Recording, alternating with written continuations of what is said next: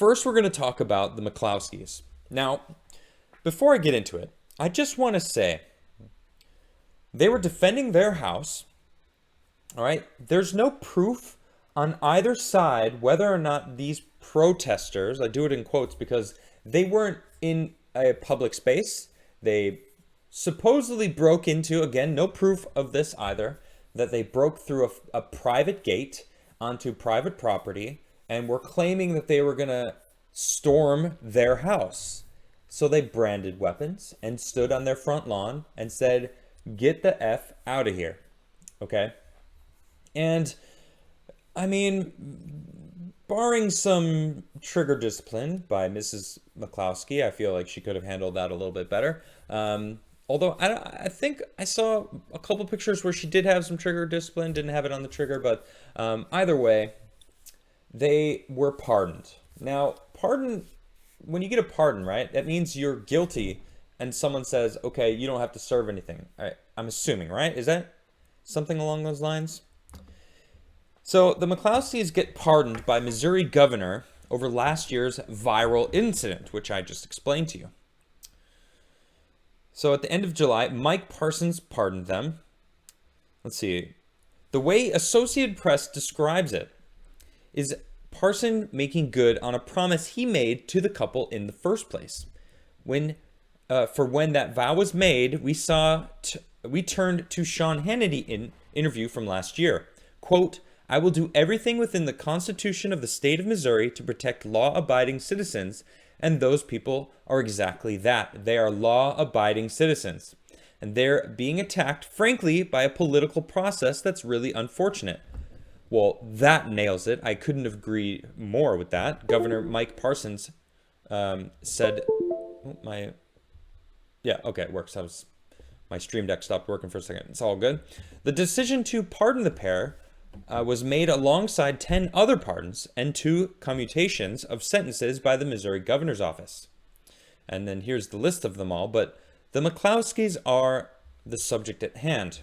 In the statement from the McClouskys' lawyer, Joel Schwartz, to the AP, quote, "Mark McClouskey has publicly stated that if he were involved in the same situation, he would have had the exact same conduct. He believes that the pardon vindicates that conduct."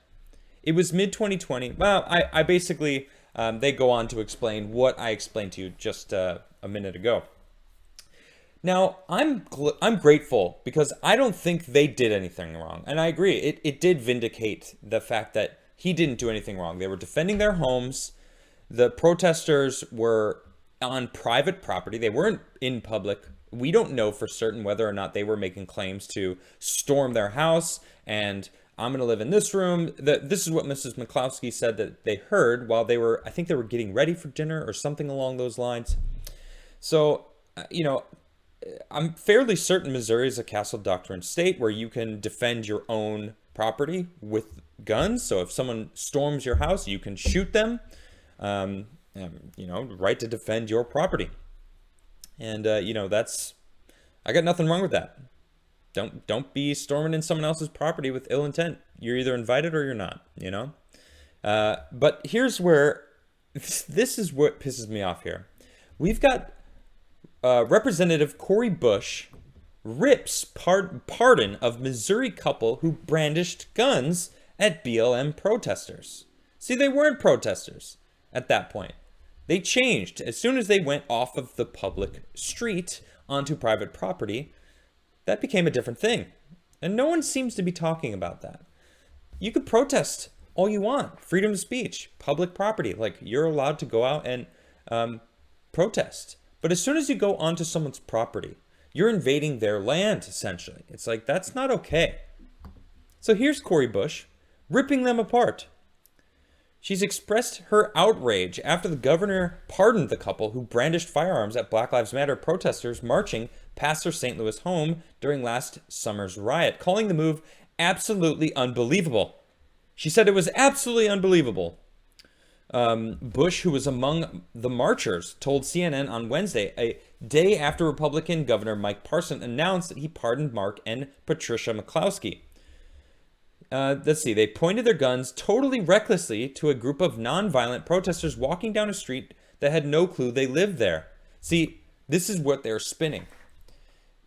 It was very clearly marked private property. Okay?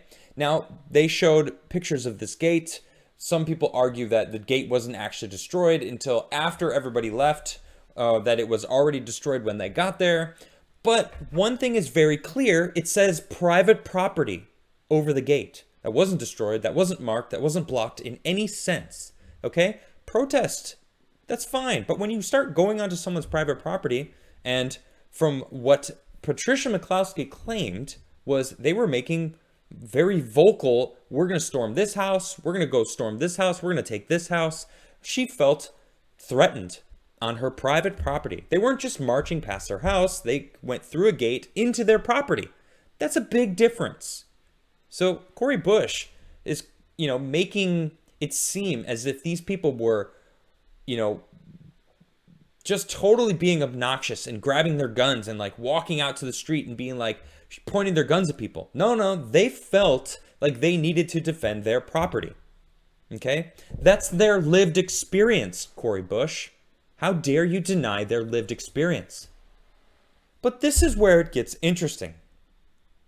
A couple weeks later, because this happened, when did this happen? I believe it was in July. It was last month sometime.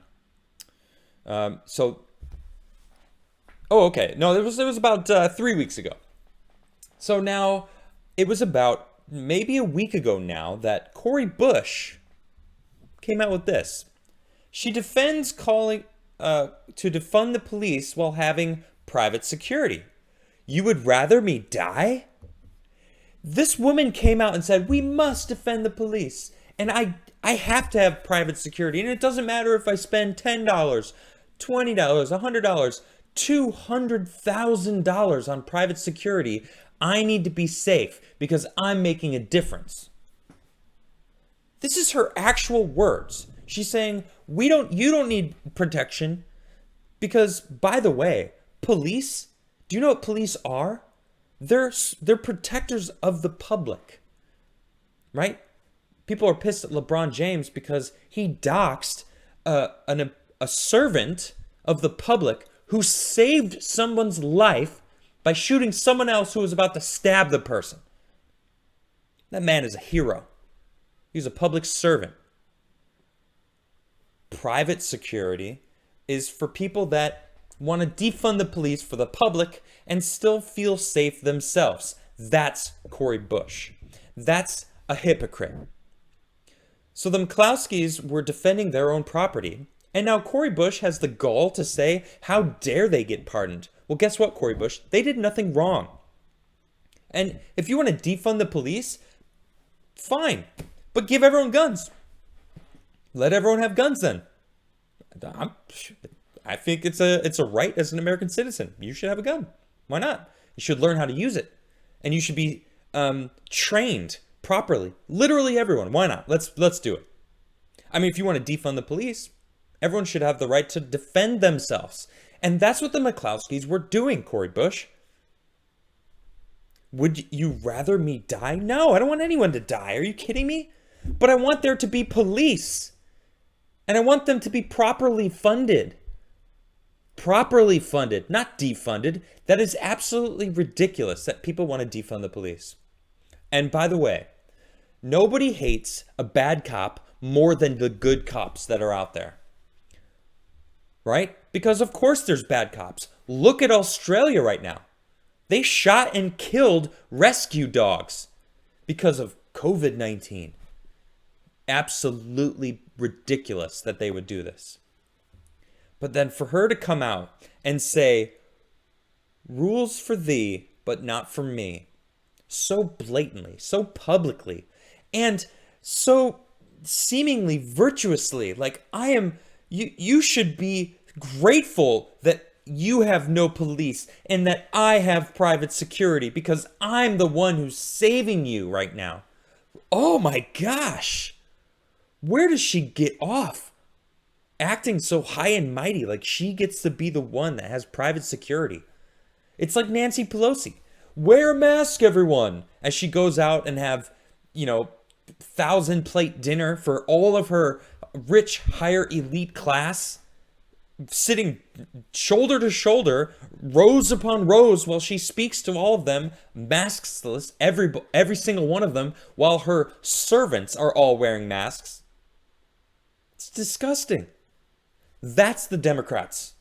That's these progressive lefts. That's communism. It's people that want to have the control and make everyone else serfs to do all the work. No, you don't get police, but we're going to have the U.S. Capitol Police branch out for on the rest of the states and not be under anyone's jurisdiction. What is that? What is that going on? Now they need offices in Florida. Why do they need offices in Florida? It's the U.S. Capitol Police. They should be in the Capitol. That's where. Why do you need an office in California? What? Oh yeah, Nancy Pelosi's in California. They're about to lose California. Man, these Democrats and their hypocrisy, it knows no end. No bounds. I mean, it's almost every single day where I see something where there's just, well, there's another person being hypocritical in the Democratic Party or being racist and claiming everyone else who doesn't agree with them is actually the racist. Like, no, you're the racist. Oh, man. All right. I'm done with this. My goodness.